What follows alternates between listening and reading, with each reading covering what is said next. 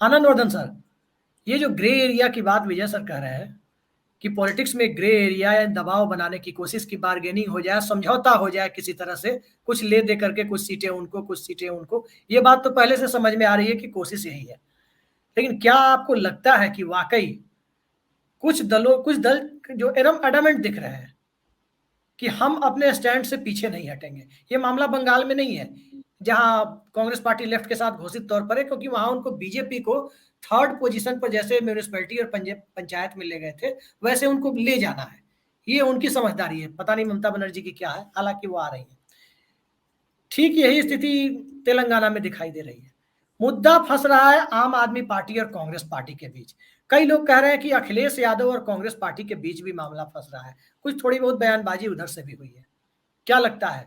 87 सीटें जिन दो सूबों में है, पंजाब का मामला मैं इसलिए भी नहीं मानता क्योंकि वहां समझौता होने की गुंजाइश मुझे नहीं लग रही है, कांग्रेस मुख्य विपक्षी दल है, तो समझौता कोई हो पाएगा ऐसा नहीं लग रहा है।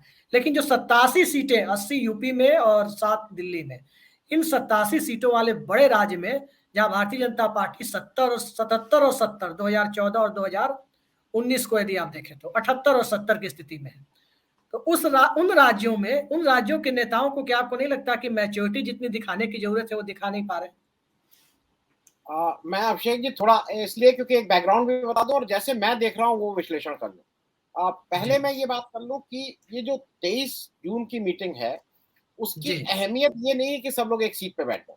मुझे ऐसा लगता है कि नीतीश जी ने एक ग्राउंड वर्क कर लिया है और अब वो समय आ गया है जब ये लोगों को साफ साफ कहना होगा कि हम किस तरफ खड़े हैं, क्योंकि जो इस समय देश का विमर्श है वो एक तरफ बीजेपी के, अब आप उसको विचारधारा बोलिए ना बोलिए जो भी बोलिए, बीजेपी के साथ आप कौन कौन है और बीजेपी के अगेंस्ट कौन कौन, इसमें इसमें बिल्कुल साफ करना चाह रहे हैं। नीतीश जी ने इसको बहुत ही समझदारी के साथ कांग्रेस के साथ जब बात की तो उन्होंने उन 6 नेताओं का जिनसे कांग्रेस डायरेक्ट लड़ती है कई स्टेट में, जगन रेड्डी, केसीआर, नवीन पटनायक, ममता बनर्जी, अरविंद केजरीवाल और अखिलेश यादव। हालांकि इसमें अखिलेश यादव की कोई ऐसी जरूरत नहीं थी, लेकिन इन 6 लोगों को उन्होंने जिम्मेदारी ली कि इनसे हम बात कर लेंगे। और फिर अगर आप देखिए तो उन्होंने इस विपक्ष की मीटिंग से पहले बहुत स्पष्ट किया है कि हर जगह आपको अपना नेता भेजना, ये प्रतिनिधि नहीं भेजेंगे आप, क्योंकि अखिलेश जी का कहना था कि वो कहाँ जा रहे हैं तो इसलिए वो नहीं है, ममता बनर्जी ने प्रतिनिधि भेजा। तो पहली बात तो ये है, तो इसलिए ये मीटिंग में बहुत क्लियर हो जाएगा और ये जनता के सामने भी क्लियर हो जाएगा कि कौन किसके साथ खड़ा है, कौन पक्ष में है, कौन पक्ष में नहीं है। उधर बीजेपी अपनी अपनी जो जिसको कहते हैं जो आजमाइश कर रही है, वो हर तरफ से बांधने की कोशिश कर रही है। मैं इसलिए एक दो चीजें ग्राउंड पे बता दूं। सौरभ भारद्वाज जी का आप कुछ भी कह लीजिए, ग्रे एरिया होती है, बिल्कुल इसमें कोई दो राय नहीं है, लेकिन grey area between opposition parties है। जो आप कॉमन मिनिमम प्रोग्राम की बात कर रहे हैं, सीएमपी कभी भी प्री पोल नहीं बनेगा, सीएमपी हरदम पोस्ट पोल बनेगा, क्योंकि अभी तो पता ही नहीं ना किसकी कितनी ताकत है। सौरभ भारद्वाज जी का ये बयान थोड़ा मुझे, देखिए ऐसा है कि ये आउट ऑफ कफ नहीं है, इट इज ये सोची सबकी रणनीति के तहत है। अरविंद केजरीवाल से नहीं दिलवाया गया है बयान, ये बयान सौरभ भारद्वाज से दिलवाया गया है और वो इसलिए दिलवाया गया है कि वो टेस्ट कर रहे हैं वोटर, और दूसरा वो ये भी कर रहे हैं कि अगर उनको कहीं ऐसा लगता है कि इसमें रिएक्शन क्या आ रहा है क्या नहीं आ रहा है, वो करना चाह रहे हैं। ग्राउंड 2014 में 432 सीटों पे आम आदमी पार्टी लड़ी थी, 4 जीती थी। 414 सीट पे उन्होंने अपनी जमानत जब करवाई थी, जो अभी तक का रिकॉर्ड था, उन्होंने रिकॉर्ड तोड़ा था। सर हम वही तो जानना चाह रहे हैं कि दिल्ली की 7 लोकसभा सीटों पर आम आदमी पार्टी तीसरे नंबर पर थी, फिर वो कैसे दावा कर रही है कि हम दिल्ली का वोटर तो जानता है लोकसभा में किसे देना है, विधानसभा में किसे देना है। अभिषेक जी, अगर जो मेरे पास आंकड़े हैं उसके हिसाब से दिल्ली के 2019 के चुनाव में 5 पे रनर अप कांग्रेस थी और 2 पे आम आदमी पार्टी थी, जो मेरे पास आंकड़े। और पंजाब की 13 सीटों में कांग्रेस 5 जीती थी और 8 पे कांग्रेस रनर अप थी। आम आदमी पार्टी एक जगह जीती थी जहां पे रनर अप कांग्रेस थी। ये मैं आंकड़े इसलिए साफ, अब अगर इस तरह की स्थिति कांग्रेस की है जहां पे 8 सीटें उसके सिटिंग एमपी थे, अब 7 रह गए उस, तो ये किसी भी मैच्योर पॉलिटिशियन का ये कहना कि आप पंजाब में ना लीजिए, ये एक तरह से प्रिएम्प्ट करना है कि हम इस समझौते या विपक्षी पार्टी में हम नहीं आ रहे हैं, ये मोरलेस, क्योंकि वो अपनी तरफ से ये भी भूमिका बना रहे हैं कि हम ना आए तो उसका क्या हो, और उसका ठिकाना वो छोड़ना चाहते हैं कांग्रेस के ऊपर।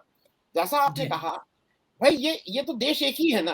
कांग्रेस लाख कहती रह जाए कि उसने ये इम्प्लीमेंट किया था, उसने डायरेक्ट डीबीटी उसने कराया, उसने किया, लेकिन वो तो माना जाता है कि मोदी जी ने किया। डिजिटल ट्रांसफर को आज माना जाता है मोदी जी ने किया सारा कुछ। तो इसमें इसमें ये जो कहना कि वो there is a crisis of leader, there is a crisis of ideas, आपके यहाँ क्राइसिस ऑफ लीडरशिप नहीं है आम आदमी पार्टी में। आपका एक एमपी था, सिंगल एमपी, आपके पास कोई दूसरा नेता ही नहीं था जो आपको ले जाके उसको पंजाब का मुख्यमंत्री बनाना पड़ा। तो ये जो एक खट से शूट करने की जो आदत है, मुंह से बोल देने की आदत है आम आदमी पार्टी को, उसका एक बड़ा कारण यह है कि शायद ये लोग उस तरह के आंदोलन से निकले हुए नेता नहीं है। ये लोग ठीक है अपने विभिन्न जगह काम करते थे, कोई कहीं कुछ करता था, उसके बाद आके इन्होंने एक मौका मिला, अन्ना जी के पीछे आरएसएस की पूरी बैकिंग थी और उन्होंने उस स्पेस को ठीक से किया। मैं ये बात इसलिए कह रहा हूं कि आप आज पटना में 23 तारीख से पहले अगर आप खुले मन से जाते और पटना में बिल्कुल आप कहते कि मेरी ये प्री कंडीशन है, आप अगर आप इसको सार्वजनिक कर रहे हैं तो आपकी नीयत साफ साफ जाहिर हो रही है, इसमें कहीं कोई इफ एंड बट नहीं है। आप ये पटना जाते, आप कहते हैं कि भाई हमारी ये कंडीशन है, हम इस कंडीशन पे करेंगे आपके साथ, लेकिन अगर आप इसको सार्वजनिक कर दे रहे हैं तो ये इम्प्रैक्टिकल बात है। आप खुद सोचिए, 8 अगर एमपीज जीते हैं कांग्रेस के, और कांग्रेस कैसे पंजाब छोड़ देगी? आप डिमांड ही ऐसी कर रहे हैं कि जो नहीं होगा। दूसरा जो सतीश जी कह रहे थे कि उनको कांग्रेस को पता है कि उसको 4-5 सीट मिल जाए तो ये भी बहुत है। आज नीतीश को 16 सिटिंग एमपीज, आरजेडी जो विधायक दल का सबसे बड़ा विधायक दल है उसको भी तो सीट देनी है, सीपी वहां लेफ्ट को भी तो सीट देनी है। मुझे नहीं लगता है कि कांग्रेस इतनी इस मुगालते में कि उसको कोई 15-20 सीटें मिलेगी। कांग्रेस को मेरे हिसाब से 5 सीट भी लड़ने को मिल जाती है तो it is a fair distribution. 5, क्योंकि वो 6 सीटें जो एलजेपी के पास हैं वही एक तरह से अप फॉर ग्रैब है, क्योंकि ये और मुझे नहीं लगता है कि कांग्रेस का इससे ज्यादा। देखिए कांग्रेस की आज भी असली लड़ाई गुजरात, राजस्थान, मध्य प्रदेश ऐसी स्थानों पे है जहां पे 1 to 1 है, और आम आदमी पार्टी जो बात कह रही है ये उन सब जगह की थ्रेटनिंग कर रही है जहां पे डायरेक्ट 1 to 1 आम आदमी कांग्रेस और बीजेपी की लड़ाई है। आप बीजेपी के कार्ड बहुत साफ साफ देख लीजिए, बीजेपी अपने कार्ड्स कैसे खेल रही है। आपको लगता है कि मायावती जी का जो अभी खुलासा हुआ है उनके भाई और भाभी के जो लॉजिक्स वाला, वो क्या मायावती जी को है? आपको लगता है मायावती जी जेल जाएंगी या उनके भाई साहब जेल जाएंगे या उनकी भाभी को कोई पकड़ेगा? कुछ नहीं होगा। ये संदेश है अखिलेश यादव जी के लिए कि 23 जून को जा रहे हो, इनका 261 फ्लैट का निकला है, इनके कितने फ्लैट का होगा ये नहीं मालूम है। तो ये messaging is for Akhilesh Yadav. अब अखिलेश यादव जी जब वहां 23 को जाएंगे तो वो एक कोई बड़ा लोहिया जी, गांधी जी, अंबेडकर जी की बात करके उसमें से अगर निकलना चाहेंगे, निकलने की कोशिश करेंगे। अखिलेश नहीं, मेरे पास जो जानकारी है सर कि वो बैठक बंद कमरे में होगी, सारे लोग बैठेंगे, उसमें कोई दलों के शीर्ष नेताओं के अलावा कोई और प्रतिनिधि वहां मौजूद नहीं होगा। क्या बात हुई जो ब्रीफिंग के माध्यम से आएगी वही आएगी, अन्यथा सूत्रों के हवाले से ही पता करना होगा। मैं ये कहना चाह रहा हूं कि ये जो मैसेजिंग कर रही है बीजेपी, ये अखिलेश यादव को भी संदेश दे रही है। ये सिर्फ मायावती को नहीं, मायावती जी को तो वो ठीक है, वो बार्गेनिंग के लिए कम ज्यादा करने के लिए, कि भाव को तोड़ने के लिए काम किया गया कि भाव ठीक से, जब भाव लगेगा दोनों लोग आमने सामने बैठेंगे, सीट के अलावा जो और साधन के लिए पैसे की और इसकी बात होगी उसके भाव के लिए है। और आज की तारीख में सतीश जी का, मुझे नहीं लगता है कि मायावती जी का कहीं से भी किसी को भी कोई शुबा और शक होना चाहिए कि वो विपक्ष के साथ आ रही है। वो नहीं आ रही, उन्होंने साफ साफ स्पष्ट किया है। जहां तक केसीआर की बात है, मुझे एक ही जगह लगता है केसीआर साहब तेलंगाना के इलेक्शन के बाद ही कुछ अपना रुख स्पष्ट करेंगे, क्योंकि अभी उनके सामने तेलंगाना का इलेक्शन सामने ही है, अगले 2 महीने के बाद उनका तेलंगाना का इलेक्शन है। उस समय तक उनका कुछ भी कमिट करना कि भाई हम इस लार्जर उसमें रहेंगे या ऐसे रहेंगे, वो मुझे नहीं लगता है। एक चीज अंतिम बात करके मैं खत्म कर रहा हूं, एक चीज याद रखिएगा, ममता जी, केसीआर और अखिलेश यादव और अरविंद केजरीवाल साहब कुछ हद तक, ये सब लोग एक ही अभी 6-8 महीने पहले कह रहे थे ना UPA is non relevant, UPA का कोई जरूरत क्या है। वो भागे भागे चले गए थे प्रशांत किशोर जी मुंबई, वो बात करना कि एक नॉन यूपीए नॉन एनडीए का एक होना चाहिए फ्रंट। आज की तारीख में सब लोग एक जगह बैठ रहे हैं ना, तो मैं नीतीश जी की इस बात को एक बड़ा उनका अचीवमेंट है। कांग्रेस भी अपने अपने कार्ड्स को बिल्कुल ठीक से खेल रही है, वो इन कामों के लिए नीतीश जी को लगाई है जहां पे नीतीश जी इस चीज को मैनेज कर रहे हैं। और बाकी कांग्रेस का अगर कोई इस गलत फहमी में है कि वो जो क्रिटिकल मास है वो कांग्रेस के पास से आएगा, और वो क्रिटिकल मास वोट का, मैं सीट की बात नहीं कर रहा हूँ, क्रिटिकल मास वोट का आज कांग्रेस के अलावा और किसी पार्टी के पास नहीं है इस समय। आनंद वर्धन जी, आप देखिए बीजेपी के खिलाफ ये माहौल बनाने की कोशिश हो रही है, मतलब जो नैरेटिव बनेगा वो भारतीय जनता पार्टी के खिलाफ एक लार्जर कोalition या लार्जर समझदारी, लार्जर अंडरस्टैंडिंग वो बनेगा या नरेंद्र मोदी के खिलाफ बनेगा। ये सवाल मैं इसलिए पूछ रहा हूं क्योंकि नरेंद्र मोदी के खिलाफ जब भी जिस तरह की बयानबाजियां हुई, नरेंद्र मोदी ने में ये वो क्षमता है, उस बात से हम इनकार नहीं कर सकते कि वो अपने पक्ष में उसे मोड़ देते हैं। चाहे मणिशंकर अय्यर ने कुछ कहा, प्रियंका गांधी ने कह दिया कि नीची राजनीति करते हैं, हमेशा उन्होंने अपने पक्ष में मोड़ा है। अटल जी के दौर में भी आप देखें, सोनिया गांधी ने अटल बिहारी वाजपेयी को कॉर्नर नहीं किया था 2003-4 में, उन्होंने कोalition पे, रीजनल अलायंसेज पर ध्यान दिए थे और नीतियों को लेकर के कांग्रेस पार्टी जहां भी मजबूत थी वो आगे बढ़ने का काम कर रहे थे। आज की तारीख में आपको क्या लगता है, पटना बैठक में जो एजेंडा होगा आपके हिसाब से क्या लग रहा है? नरेंद्र मोदी को घेरना या भारतीय जनता पार्टी आरएसएस को घेरना, सरकार के क्रियाकलाप को घेरना? नहीं देखिए, अभिषेक जी, ये जो तीनों चीजें हैं सब एक दूसरे से ओवरलैप कर रही हैं। मोदी जी, अब भारतीय जनता पार्टी, आरएसएस, क्रियाकलाप, ये सब एक दूसरे, जैसा आपने कहा कि मोदी जी के पास एक कला, मैं कह रहा हूं थी, अब नहीं है, जो वो अपने पक्ष में चीजों को मोड़ लेते थे। और ये अब देखा कि जैसे होता नहीं कि वो स्पिन अब नहीं हो पा रही है उनसे, वो अब दूसरा नहीं फेंक पा रहे हैं, वो फेंकने की कोशिश करते हैं, बजरंग वाली चिपकाने की कोशिश की, नहीं चिपका। और शायद ये लॉ ऑफ नेचर होता है या जो भी होता है, एक समय का अपना चक्र होता है। जो चीजें राहुल गांधी के लिए कही जाती थी कि वो, उनको इमेच्योरिटी कह लीजिए, पप्पू कह लीजिए, या जो भी कह लीजिए, कि वो कुछ ऐसा बयान दे देते थे जिसका कांग्रेस पार्टी को फायदे के बजाय नुकसान हो जाता था या विपक्ष को नुकसान हो जाता था और बीजेपी का फायदा होता था। उस तरह के काम लगातार पिछले 1 साल से, और खास करके पिछले 7-8 महीने से, खास करके से के जब से अडानी का मसला पार्लियामेंट में आया, तब से जो बीजेपी कर रही है, आप मुझे एक इंसिडेंट बता दीजिए जिसकी वजह से बीजेपी ने ऐसा काम किया हो जो बीजेपी का उससे कुछ वोट का फायदा हुआ हो। मैं अब एक-एक गिनाना शुरू सर, करूँ। मैं अभी बिहार यूपी घूम के आ रहा हूँ, दिल्ली के वोटर के बीच, दिल्ली के लोअर मिडिल क्लास में अडानी मुद्दा है, मैं मानता हूँ, लेकिन जैसे ही आप दिल्ली के बॉर्डर को छोड़ते हैं, अडानी बहुत बड़ा मुद्दा नजर आता नहीं है, बहुत ईमानदारी के साथ कहा जाए। अभिषेक जी, मैं अडानी मुद्दा नहीं बोल रहा हूँ, मैं कह रहा हूँ अडानी के पार्लियामेंट, राहुल गांधी की पार्लियामेंट की स्पीच के बाद उन्होंने अनसेटल कर दिया है बीजेपी को। अब बीजेपी जो हरकतें कर रही है, अब आप एक एक करके देखिए, मणिपुर में जो हो रहा है और जिस तरह से कर रहे हैं, उससे क्या बीजेपी का एक भी वोट बढ़ रहा है कि एक वोट घट रहा है? मैं वो नहीं कह रहा हूँ। ब्रिजभूषण शरण सिंह को जितने ढंग से उन्होंने, जितने मेसी ढंग से उसको हैंडल किया गया है पूरे बात को, क्या आपको लगता है कि उससे उनका एक वोट बढ़ेगा कि एक वोट घटेगा? अगर जाके तमिलनाडु में अमित शाह ये बात करते हैं कि 25 से ज्यादा सीटें लाओ, सिंगल कर दिया, इससे वोट घटेगा कि बढ़ेगा? मैं ये सारी बातें इसलिए कह रहा हूं कि इस समय वो ऐसी जगह आ गए हैं जहां उनको जो भी वो काम कर रहे हैं वो उल्टा उनके सिर पे पड़ जा रहा है, वो वापस रिबाउंड हो रहा है। उसके कारण बहुत से हो सकते हैं।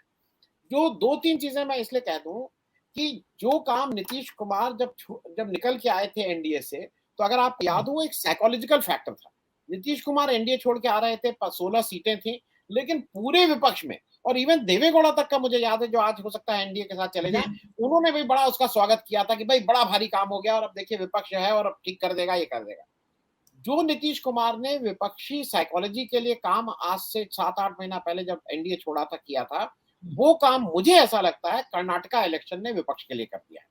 कर्नाटका वो टर्निंग पॉइंट है जहां से लोगों को, और एक जैसे बोलते हैं ना, there is a spring in these feet. अब लोगों के एक विपक्ष के पास एक मुद्दा आ गया, उसको लगता नहीं हरा सकते हैं। वो कांग्रेस के पास भी आपको वो कॉन्फिडेंस दिखाई दे रहा होगा, और वो कॉन्फिडेंस अच्छा। अब कुछ लोग कहते हैं भारत जोड़ो यात्रा की वजह से राहुल गांधी ज्यादा बेटर हो गए हैं, कुछ लोग कहते हैं कि नहीं मैच्योर हो गए, जो भी कारण, लेकिन वो कॉन्फिडेंस, मैं बात सिर्फ इसलिए कह रहा हूं, मैं एक छोटा इंसिडेंट बता दूं, चीजें समझना आसान हो जाए। रायबरेली का 2014 के इलेक्शन में मैं कम से कम 5-7 दिन कई बार गया था, मतलब अमेठी, माफ कीजिएगा, अमेठी और रायबरेली।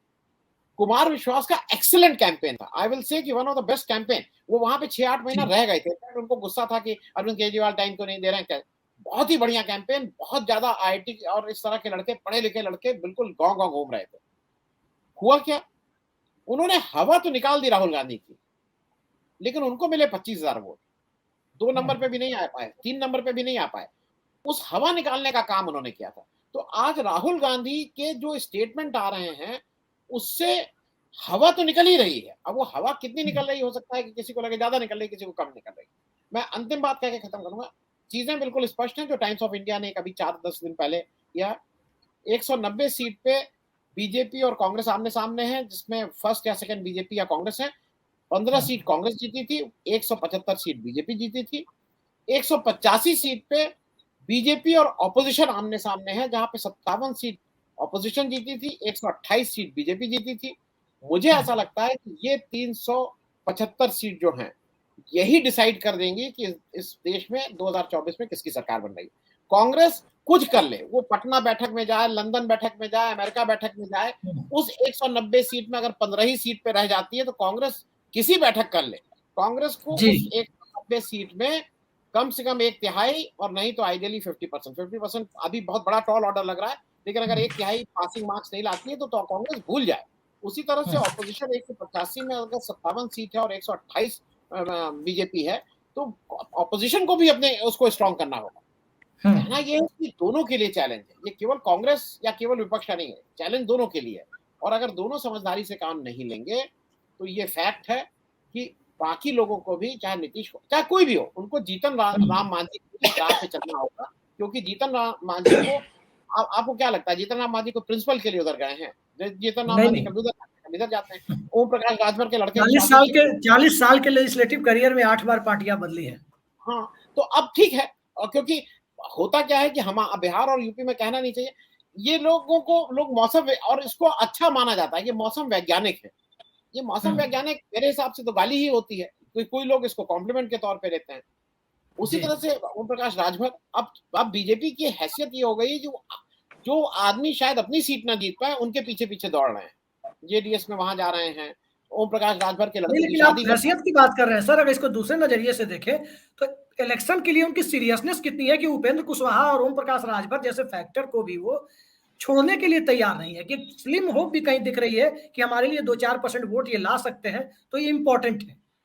नहीं, क्या करें, बिहार में लेने की जरूरत आम आदमी पार्टी और कांग्रेस को है। अरे अभिषेक जी, बिहार में कोई स्पेस ही नीतीश कुमार ने नहीं छोड़ा है, सारी ऑपोजिशन पार्टी एक जगह है, तो जाएं किसके पास, किससे बात? बिहार महाराष्ट्र की बात मैं नहीं कर रहा सर, बिहार महाराष्ट्र का चुनावी नतीजा क्या होगा हम आप सभी जानते हैं। आप मुझे एक स्टेट की बात करिए ना, किससे बात करें? आज कर्नाटका में जाके देवेगौड़ा के अलावा किससे बात करें? उत्तर प्रदेश में किससे बात करें? उत्तर प्रदेश में अब सामने सामने तो अखिलेश यादव के घर जाने। देखिए, मैं बार बार एक चीज कहता हूं, एक जो इस चीज को जो तुरुप का इक्का है वो अखिलेश यादव। अखिलेश यादव अगर आज ठीक से मन बना लें, अखिलेश यादव ये मन बना लें कि मुझे ठीक से लड़ना है और मुझे इनके, तभी कुछ हो सकता है। अखिलेश यादव भी तो मन नहीं बना रहे हैं। अखिलेश यादव का अब उनके सपोर्टर कहते हैं उन्होंने ये कर दिया, भैया जी कह रहे हैं कि बस अभी कुछ नहीं बोलेंगे, क्योंकि अभी जब बोलेंगे तो ईडी और वो आ जाएगी। भैया जी ने कहा कि बस 2 महीना पहले ऐसा धमाका करेंगे। अरे भैया जी, क्या धमाका करोगे यार, तुम माहौल ही नहीं बना रहे हो। तुम्हारी 5 सीटें थी, 3 रह गई हैं। तुम अपने घर की सीट, आजमगढ़ की सीट, जो तुम्हारी सिटिंग सीट थी, वहां तक तो आप कैंपेन करने नहीं गए। आपको आप मैनपुरी में बहुत खुश हो रहे हैं, मुझसे गुस्सा हो गए थे आप ही के शो में या उनके संजय जी के शो में। हमारे पुराने वो सब लोग, साथी लोग, सुनीलम जी, वो मैनपुरी में, उन्होंने कहा मैनपुरी में अपनी पत्नी के चुनाव में गए थे, समाजवादी पार्टी के चुनाव में नहीं गए थे। अगर किसी की पत्नी चुनाव लड़ रही है, किसकी हैसियत है उस चुनाव में नहीं जाएगा? वो अपनी पत्नी के चुनाव में गए थे। समाजवादी जहां से लड़ रही थी, वहां किसी चुनाव में नहीं जाते हैं। बहुत हुआ तो एक बार रामपुर चले गए थे, इसके अलावा नहीं जाते। उत्तर प्रदेश में एक माहौल है। और मैं एक और बात कह के, जिसको अनिल, ये जो माइनॉरिटी वोट है ना, इसका बड़ा असर है। उत्तर प्रदेश में एक बार कल्याण सिंह साथ आ गए थे, तो याद है ना कि 2004 या 9, कौन सा 9 का इलेक्शन था शायद, कहां पे पहुंच गए थे? मुलायम से, अरे समाजवादी पार्टी की सीटें कितनी कम हो गई, तो सपा कांग्रेस बराबर हो गई थी, बहुत कम हुई थी। मतलब वो 35 या उतने पे थे, वहां से गिर के वो शायद 12-14, मतलब 21 पे आ गए, 21-22 पे आ गए थे। लेकिन कहां से गिरे? मेरा सिर्फ कहना यह है कि ये जो एक मुश्त वोट है, वो आज अपने सर्वाइवल, उसके लिए सर्वाइवल जैसा हो गया है। और वो आज कांग्रेस की 1.5% वोट पाने के बाद भी उत्तर प्रदेश में कांग्रेस के लिए लोग बात कर रहे हैं। यही बात मुझे नहीं लगता था। 1% वोट है भाई, है ही नहीं कुछ। आंध्र प्रदेश में 1% वोट है। 1% वोट के लोग क्यों, अगर कोई चर्चा कर रहा है, इसका मतलब हम लोग को जो भी लगे, लेकिन कहीं ना कहीं जमीन पे लोग कुछ तो परेशान हैं। इसको नकारा नहीं जा सकता।